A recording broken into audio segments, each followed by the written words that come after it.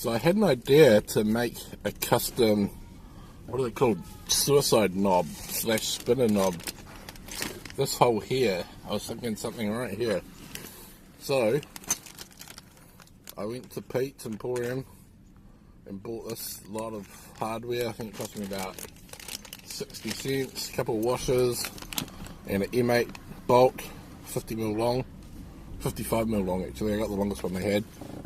I'm thinking this goes here. I wanted bigger washers, but I think this will still work. This is the bigger washers, biggest washers they had.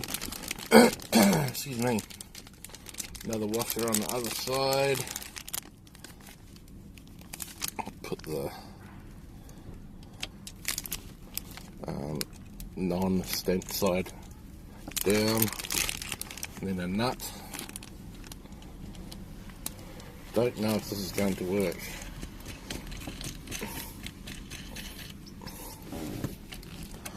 So it's just a mil or two bigger than the hole. Oh yeah, it's solid as. Cinch it down a bit.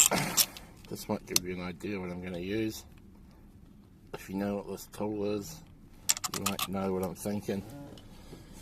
And this is just for proof of concept.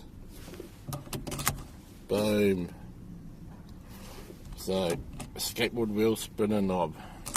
But I want it to be, because you kind of rest your hand on it like that. And I want it to be as far as possible. Let's see, I've got two more nuts and another washer. Actually got a skateboard washer, not a hardware washer. Hear that? It's a toy. So, oh, boom, that's about perfect. And I've got a lock nut because the skateboard bolts is a different thread. I want the lock nut. Oh wow, so that's just bitten into the nylon. Boom.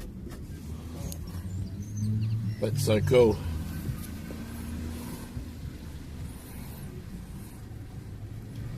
Skateboard wheel spinner knob, suicide knob.